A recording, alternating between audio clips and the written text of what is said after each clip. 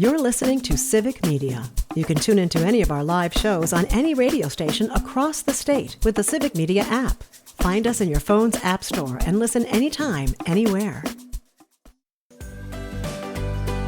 Good morning. Welcome to Mattnair on Air. Jane Mattnair, Greg Bach, Calvin Butenoff coming to you live from our home at Radio Park in Racine. You can always join us, call or text. The number is the same at 855-752-4842. Leave a comment if you're watching on the live stream on Facebook, YouTube, and what used to be Twitter. We have a busy Monday coming up for you. At 9:30, Charles Franklin from Marquette University Law School will be joining us to talk about their most recent poll. Numbers are not good for the Trump administration. It's kind of interesting. So we'll talk polls, what that is an indicator of. We still have a long way to go before the elections. We do. I mean, we've got, we've got a little less than a year for state and national elections. And one of the things I do want to ask Charles when he's on the show is just, while the work they do is important, absolutely. I mean, it is nationwide recognized as one of the top polls. Right. But also, what do we take into account besides the polls, too? It's, we have to, we look at the data, but then it's also about getting out there and doing the work, whether it's attending rallies, whether it's knocking on doors, whether it's running for office. But it's all part of a process, and just, getting his idea on what people do with that information once they have it. It's very cool, because I kind of feel weird having him here, because every time Dan's always our guy when it comes to this poll. Right. And I mean, Charles here is like, oh no, is Dan going to be upset? We're talking to the source. Dan will be here on Friday. Yeah. In hour number 2, we're going to talk again about crypto. We did this last week. I thought it was really, really interesting. Talk to a crypto expert. Today, we're going to talk to Mika Dueya.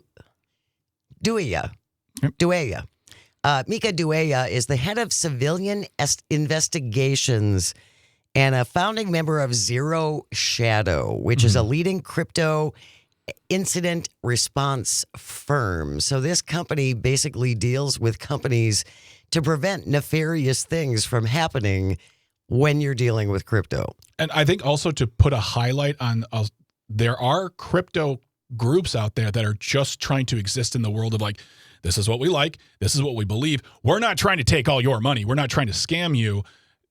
Also putting a light on those who are doing, quote, the good work in crypto and not doing what a lot of people are, which seems like a scam. Yeah, and we're going to talk about some of the crypto scams as well. A lot of seniors have been targeted by these. Oh, man. So we're going to talk about crypto in hour number 2 at the top of the hour.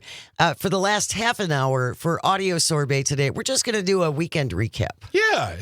We were gone for a few days. We were off on Friday, and then, of course, the snow came in, and we had Thanksgiving and all of those things. So how did you spend your weekend? How long did it take you to shovel? We went out twice. Well, we went out 4 times. Yeah, I did. To keep up with all of it. And I just want to say thank you to everyone who listened, texted, called in on our Thursday live show on Thanksgiving. It was so much fun. It really was. It was a ball. It was really good time. We should do this next year. Oh, no, we can't, Jane, because this is your last 2 weeks on the radio. Final countdown. The final. We will end the show as we always do with This Shouldn't Be a Thing. Today, look at that Escargot edition. You're such a dork. Do you know how long I've been waiting to say that? You could have said it any time. You had a microphone in front of your face for decades, and now you're like, I finally have permission. There's finally a reason. Look at that Escargot edition of This Shouldn't Be a Thing around 10:53. And people should get their Civic Media apps ready, too. Yes, you should. Yeah. Today is the first day of our Text to Win Grown-up gift list contest. So here's what you want to do. Grab your phone. Open up the Civic Media app. It's free if you don't have it. You need it. Here's the word you want to text in right now, and you have until 10 o'clock. 10 o'clock. So you only have an hour. Here is this hour's word. It is... What is it? December. Pada! December. You can double check it on your calendar. Text in the word December. Spelling counts. And up for grabs, we have $200 in cash And then everyone is in the running for three grand prizes. One is a brand new snowblower. If this weekend was any indication, that's going to be handy. Yeah. Stainless steel cookware set or a portable air conditioner, which we'll need come summer. So these are some great prizes. Yes. Our text to win grown-up gift list contest. The word this hour is December. December. Text in the word December by 10 o'clock. And you will be in the running for all of those fabulous, fabulous prizes. Must be on the app, not call in, not regular text in. Yeah, don't email it up. Don't email it in. That was a weird one. That's not going to help you. Yeah. So December, and good luck. And you have many more chances to enter throughout the day. Every time we do one of the every few hours, there'll be a new keyword. There'll be 2 on Tom Hartman. Yep. Then during John and Gordy, and then during Pete Schwaba. Yep. You will have chances to enter, to win, and good luck. We're back in text to win contest time. That's right. You can enter just like Rosemary and Aliva. Always new places. Look it up. Jeff in Cleghorn. Ooh. Teresa in Madison. Michael in Pleasant Prairie. Oh, they're coming in. Kimberly in Wauwatosa. Carmela in Milwaukee. Kevin in Omro. Kurt in Eau Claire, and so many, many more. Text in the word December, December. December is this hour's word for our adult gift list. There it is. Grown-up gift list. There's a difference there. Over 18 gift list things for you. Text in the word December. You have until 10 o'clock. Only via the Civic Media app. Yes. Okay. Wanted to start off with this after we just came back from what is, I believe, the busiest travel weekend of the year, Thanksgiving weekend. Do you have a real ID yet? I do. Do you, Jane? I do. All right. And how you can tell is if you pull out your driver's license, there's a little star in the right-hand corner. Yep. That tells you have a real ID.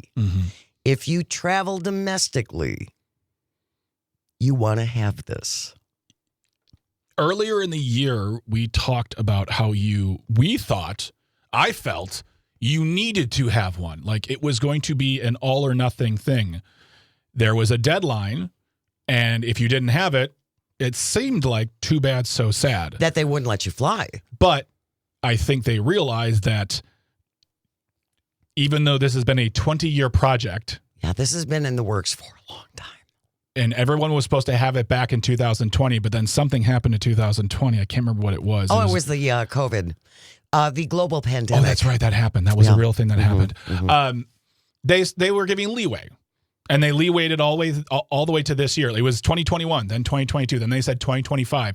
And I was under the impression that this was going to be, all right, if you don't have it, you are not flying domestically, and you can't even go into federal buildings without it. And then it seemed to be we need a little more room, to get this done. But they've introduced a whole new, what seems like a not smart plan on how to enforce this now, but it would behoove you to either have your real ID or a passport. One of the two. It'll make your travel 100 times easier if you have this. Well, here's what's coming. The TSA announced that as of February 1st, if you go through an airport security checkpoint and you don't have a real ID or a passport, they're going to charge you $45. Now, here's how this is going to happen. If you're in line, that lovely TSA line. It's a party. And it's so short, usually. Yeah. By the time you get up to the front, if you don't have a real ID that is a driver's license with this star in the right-hand corner or a passport, they're going to send you out of the line to complete an online verification process before you can get back in the line and try and get on your flight. TSA says people with a lost or stolen real ID or passport will also have to pay this $45. Once verified, that fee covers access for up to 10 days. But if you travel outside of those 10 days, you have to pay the fee again. This sounds like nightmare to me. Oh, yeah. It's going to be... Well, we thought it was going to be when it felt like a hard date, like a hard deadline. By this date, you must have a real ID. And we thought it was going to be, oh, my God, there's going to be a tumult in the airports. It's going to be pandemonium there. And then they started to shrug their shoulders and said, okay, don't worry about it right now. This seems even worse because it absolutely seems like I'm sorry, but this seems like a terrible plan. When I buy a plane ticket, I get a ton of fees on there, and they're all laid out. If you go to the airport and you don't have a real ID and you don't have a passport, there should just be a way at the ticket counter where they can press a button, give them a credit card, they charge you $45, and then you move on. But to make them get out of line and then fill out another form, and if they don't have a special line for those people to say, all right, you get back into line right here, it is going to be crazy. And luckily this is happening after the holidays. Oh, yeah. But this is I want to use a word that's FCC compliant, but I'm not thinking of any right now. This is a terrible idea. Yeah, it is. People traveling without a real ID, here's what you do. You go to tsa.gov and you follow instructions to verify your identity and then pay the fee once it kicks in. Once you complete this form, you get an email from TSA before going through the checkpoint. They say the whole process should take about 15 minutes. It could take 30 minutes or even longer, which means you could potentially miss your flight. Mm-hmm. Yeah, the agency warns that even after you go through all of this, there is no guarantee that individuals will be cleared to cross through security. Spokesperson said, we still need to go through the process to make sure that we can verify who you are. And for whatever reason, if we can't do that, you can't go through the process. I'm sure there's a reason, but no one's ever successfully explained to me how having a traditional ID, one without the star, is so much more detrimental to security than one with it. And the fact that me presenting a traditional ID without the star at my checkpoint makes my ID any less legitimate. I don't. And if I have one of those IDs, one of those driver's license, if I go over, 3 steps this way and fill something out, how does that make it that much more official? I mean, there are people out there who say things like, well, I'm not getting a real ID because I don't need one. I don't travel and I don't go into federal buildings. Well, there may come a time when you're going to need it. Yeah. And also, I just say this. I think everyone should have a passport just in case. It really just makes sense to have a passport. It's expensive. I know it's expensive. I understand it's expensive, but it's also something you do every 10 years and you never know. And also, I think that paying $45 on the spot is too much to protest the Real ID movement. It's here. It's happening. You're going to get one anyway someday. So may as well get it now.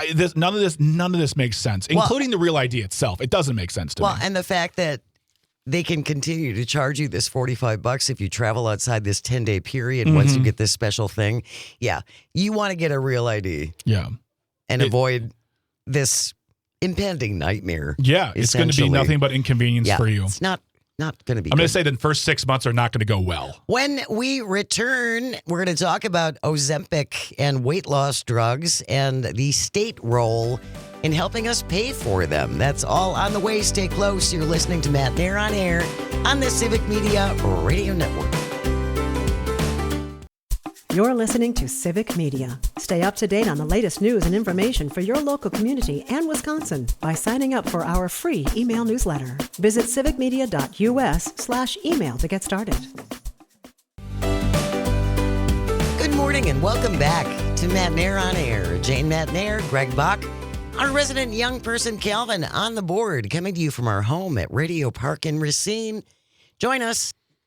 Call or text at 855-752-4842. Leave a comment if you're watching on the live stream on Facebook, YouTube, and what used to be Twitter. It is underway for the next 2 weeks.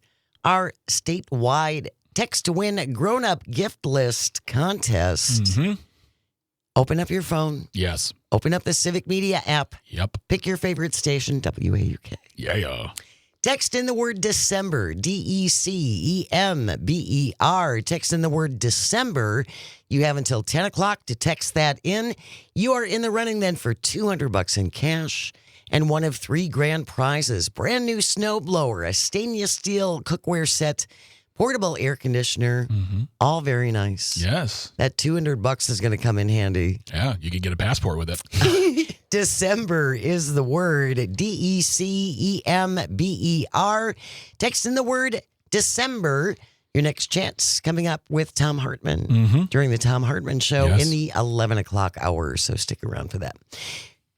States retreating from covering drugs for weight loss. This is out of the Wisconsin Examiner.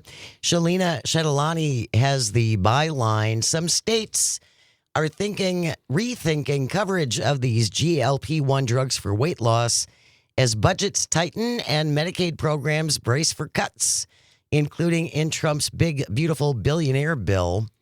As of the 1st of October, 16 state Medicaid programs did cover these weight loss drugs for obesity, up from 13 last year. But some states now say they will discontinue the coverage or restrict who can qualify for it because they don't have the money to cover this and the Fed isn't going to do it.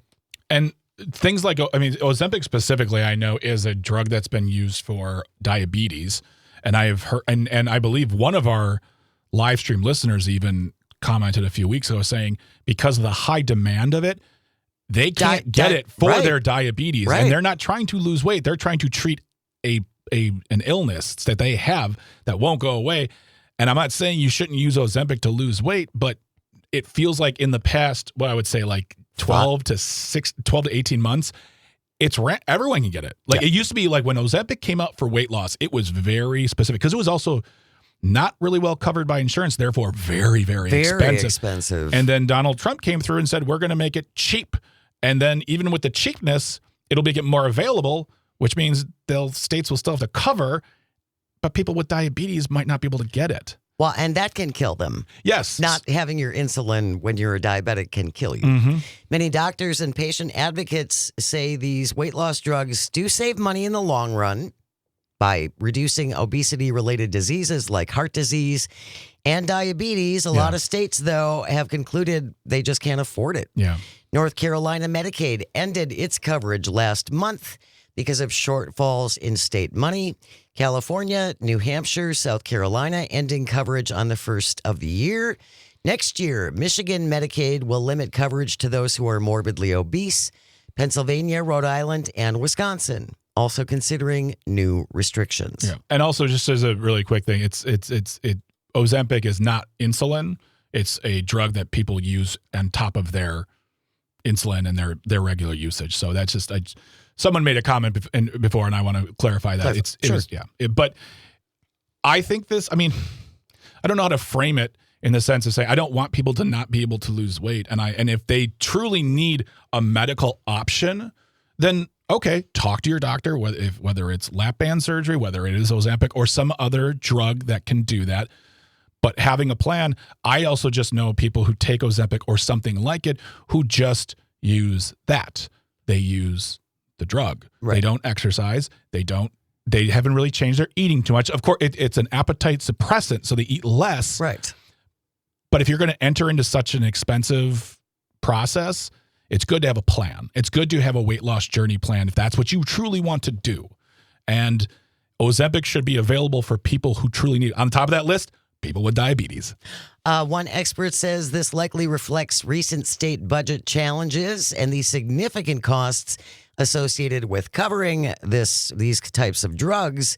After a number of years of robust revenue growth right after the pandemic, now states are starting to see their revenues slowing, increasing spending demands, and a lot of fiscal uncertainty due in no small part to recent federal actions. And honestly, this goes back to, we're looking at this topic and you turn your head all the way back to the beginning of where it started. This all starts with the budget that was passed this year. The massive cuts to Medicaid, Medicare, Social Security, all those government programs which might not cover this particular thing, but all those social safety net programs that were gutted, that won't take effect, a lot of them until next year after the midterms.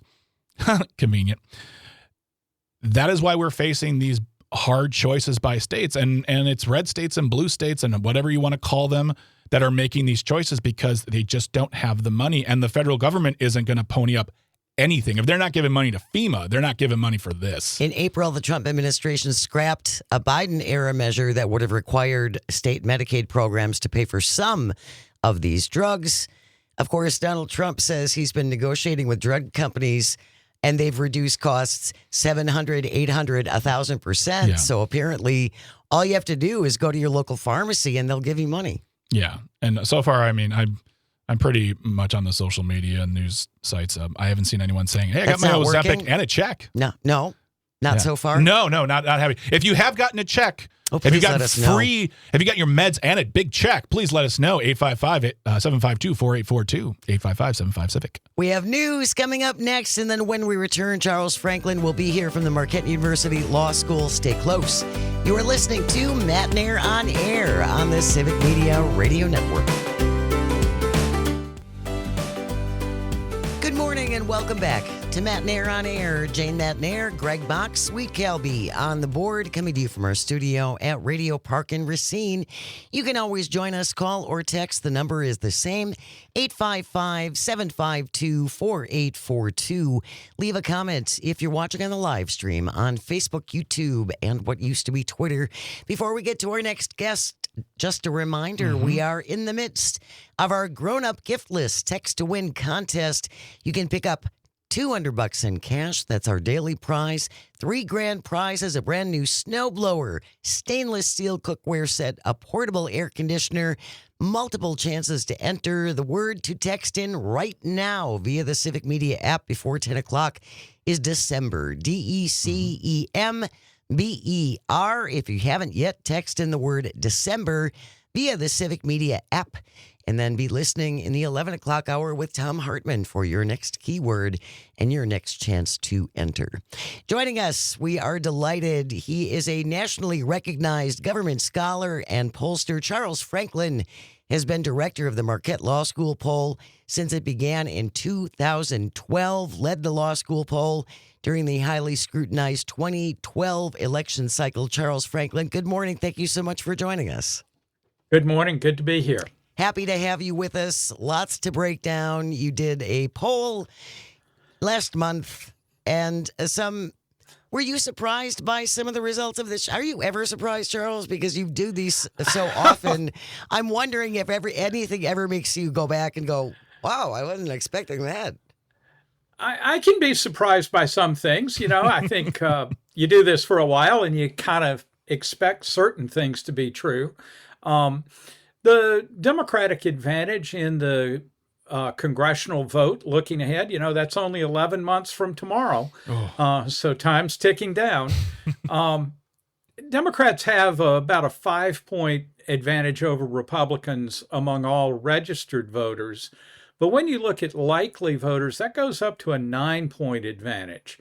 Now, 9 would be exceptionally strong for Democrats in the actual vote. So I wouldn't take that to the bank yet just now.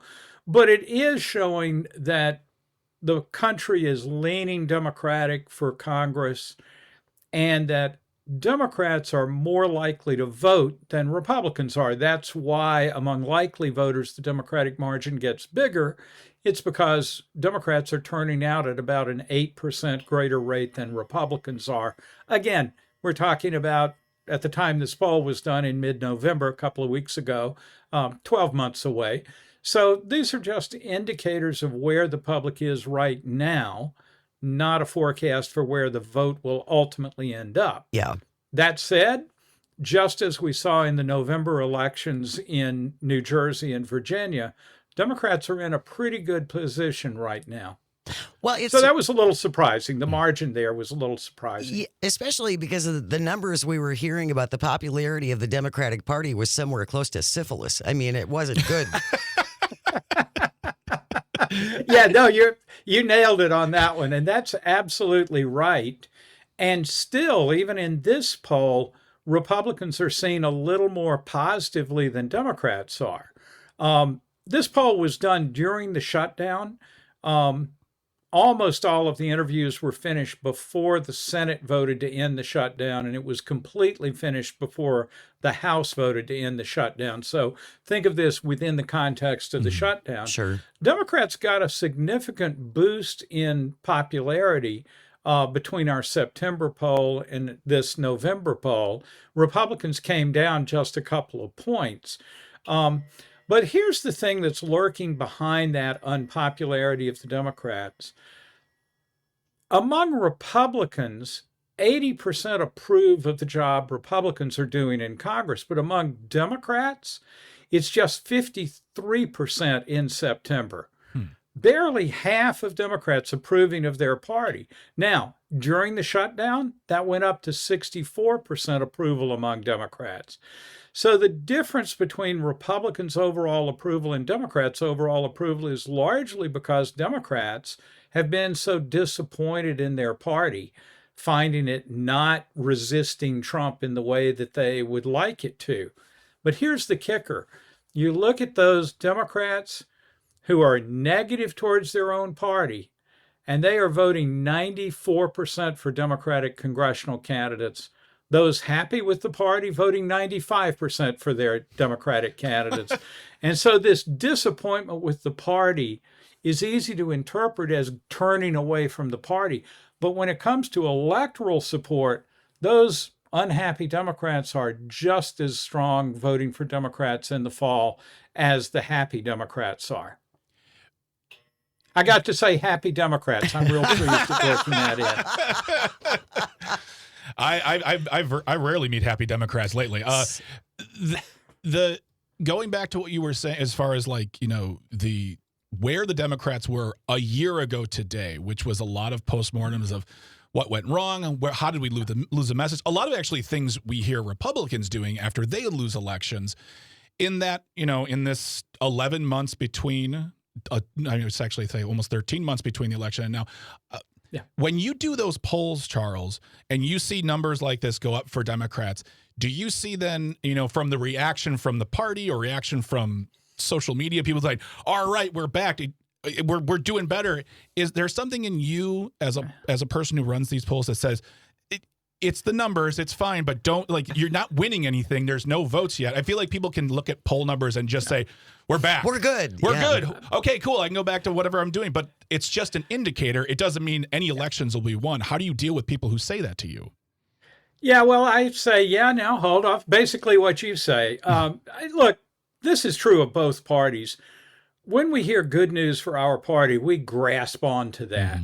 And we ignore anything that's good for the other party or bad for our party. Democrats have been all year long, as you say, very frustrated that they lost the presidential election, very frustrated at the things that Trump has done and that Democrats have failed to prevent. And so when you have a piece of good news like this on the congressional vote, for example, Democrats jump on that and say, just as you said, we're back, we're in great shape. And I think, you know, as an analyst of this stuff, I think that's counterproductive for the party's health.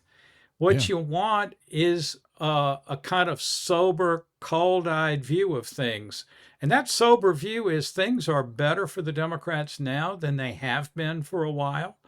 But I sure wouldn't get carried away. And I see that on social media all the time, that if I report these results and they look pretty good for the party, Democrats will just jump on that and say, oh, thank you so much for this good news. And I'm going, I'm sorry, I'm not delivering good news. I'm giving you the data that we have. Yeah. And that's not a bad bit of news, but try not to get carried away with it. And most important, if you want your party to win, go out and win some elections. Well, it is a snapshot. A poll is a snapshot in time of that specific moment. I mean, in 2 months, depending upon what happens, if all of a sudden economically things really start turning around in 2 months, you could have massively different results.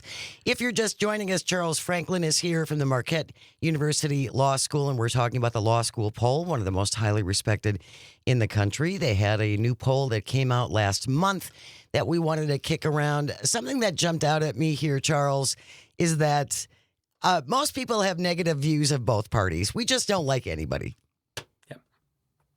That's really true. We like our party pretty well, but we really despise the other party. And that's totally symmetrical. I'll tell you an example. We asked who's responsible for the shutdown. And remember, we're in the shutdown at the time we're doing this poll. And, it's about evenly split across the whole country. 33% blame the Democrats, 36% the Republicans, 31% say both.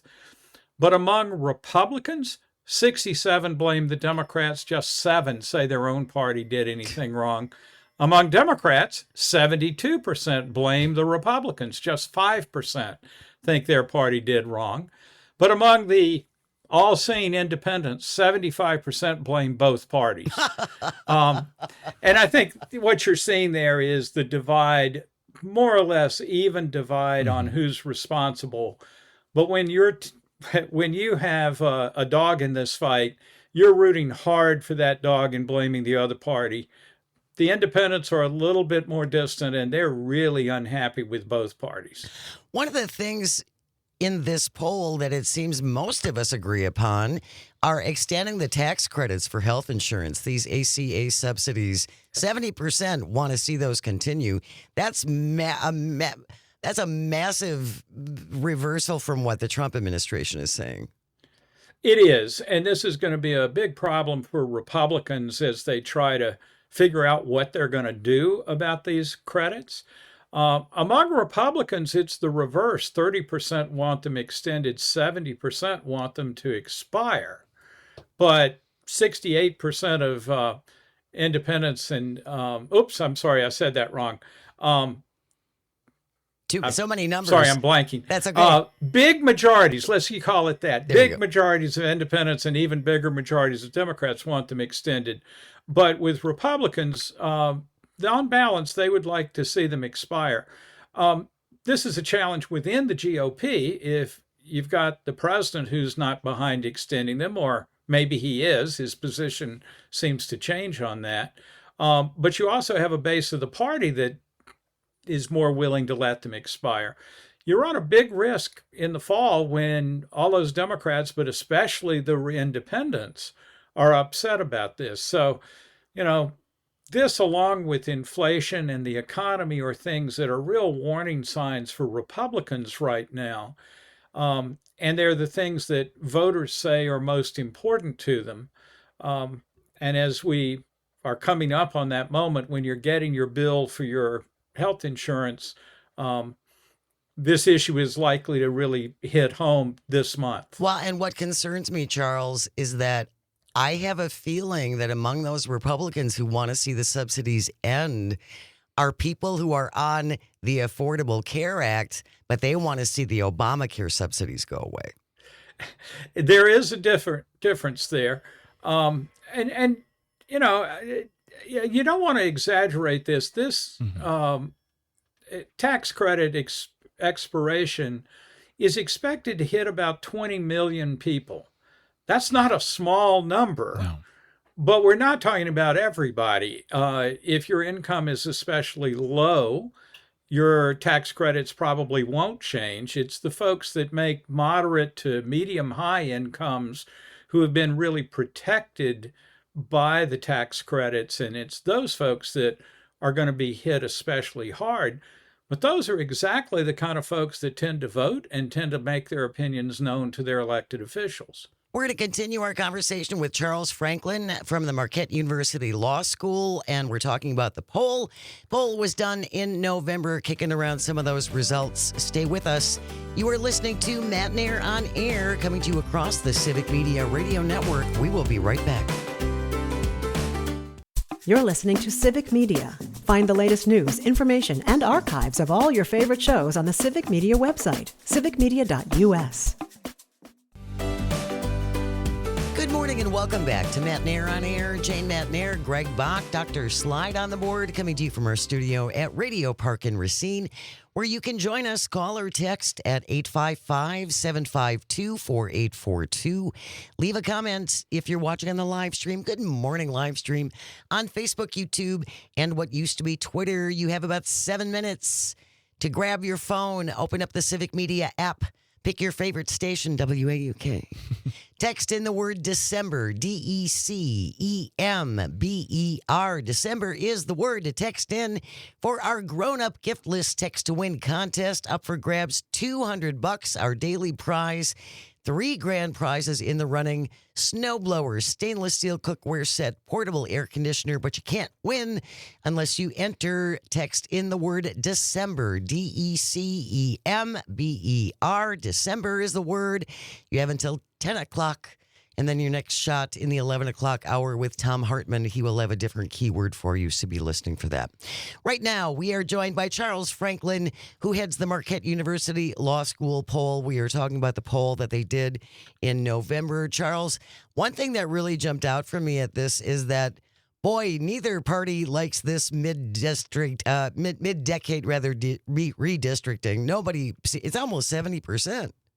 Yeah. No, it's really striking. And we've asked about it a couple of times and seen very similar results of large majorities across parties. Republicans and independents and Democrats don't like it. The one thing that's changed is that in September, when Texas had done the redistricting, but California had not yet, Republicans were more positive towards redistricting. Still, a majority disapproved of it, but a substantial minority approved, and Democrats were very opposed. Democrats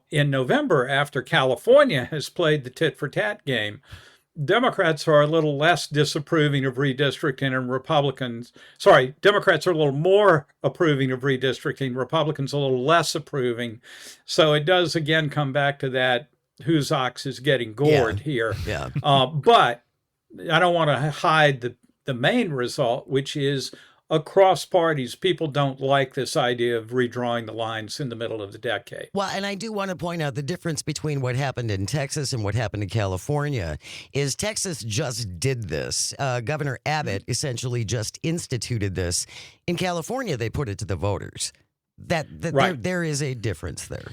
Yeah. And I think that's what's interesting about your poll, as well as many others, is when we see people coming together over various topics,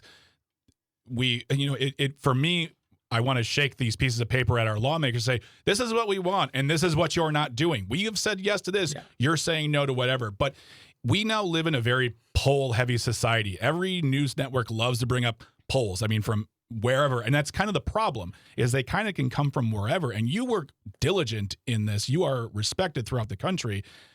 What do you say to people who are, if they want to get good polling information, where do they go? How do they do that?